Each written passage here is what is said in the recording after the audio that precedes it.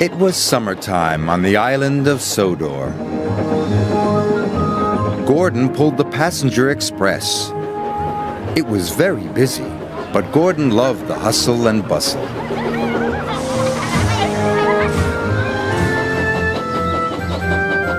Henry hauled freight cars in the forest. He loved the peace and quiet, but he didn't see many people. Sometimes working in the forest could be very lonely. Later, Henry pulled into Knapford Station. He was delighted to see all the passengers. But Gordon was not delighted to see Henry. "Keep your smelly freight away from my passengers," grumbled Gordon. "But it's only logs," chuffed Henry. "Passengers and freight do not mix," huffed Gordon, and he wheeshed away. Henry watched the express leave the station. "I'd like to pull passengers," sighed Henry, "just for a change."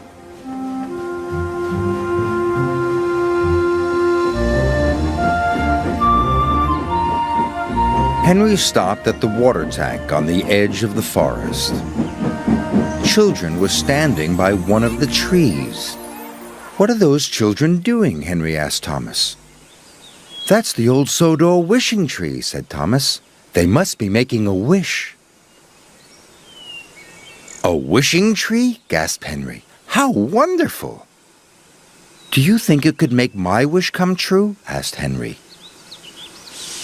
"It might," said Thomas, and he puffed away.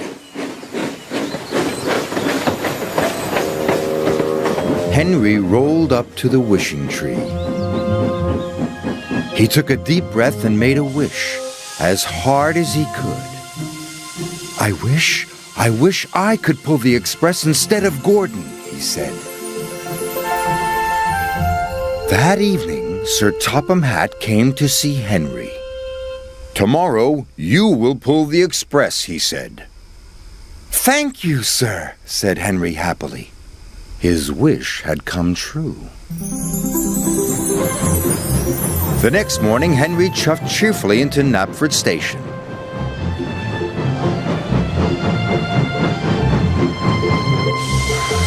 When his passengers were on board, Henry blew his whistle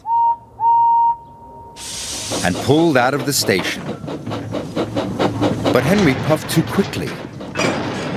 "Go gently," called his driver. "You can bump freight, but you can't bump passengers." "Sorry," puffed Henry.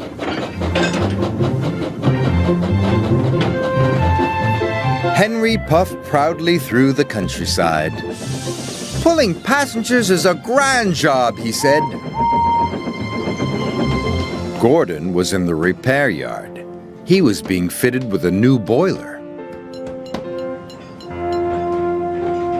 But Gordon felt lonely. He was missing his passengers. The passengers were missing Gordon too. They were having the bounciest, bumpiest ride they had ever had. When Henry got back to the sheds, Sir Topham Hatt was waiting for him. "There have been complaints," he said sternly. "Passengers are not like logs. You must be gentle." "Yes, sir," said Henry sadly. Being gentle was very difficult. Then Henry saw Gordon. He was looking miserable. "My wish has made Gordon go to the repair yard," gasped Henry. This made Henry feel very bad. The next day, Henry had to collect the dining car. He tried his best to be gentle.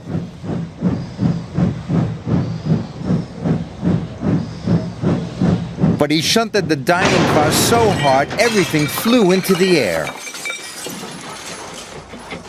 There were more complaints than ever. Henry didn't want to pull passengers anymore.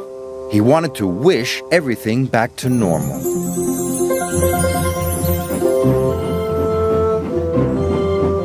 When he arrived at the forest, Henry couldn't remember which tree was the wishing tree. "Oh no!" cried Henry. "Which one could it be?" Henry didn't know. So he decided to wish on all the trees. "I wish I could pull freight again," he puffed. Then he moved to the next tree, and he wished again. "I wish I could pull freight again." Sir Topham Hatt arrived on board Thomas. "What are you doing, Henry?" asked Sir Topham Hatt.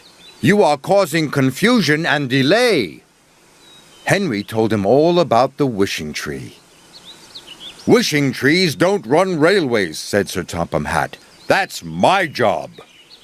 Gordon just needed some repairs. He'll be back tomorrow."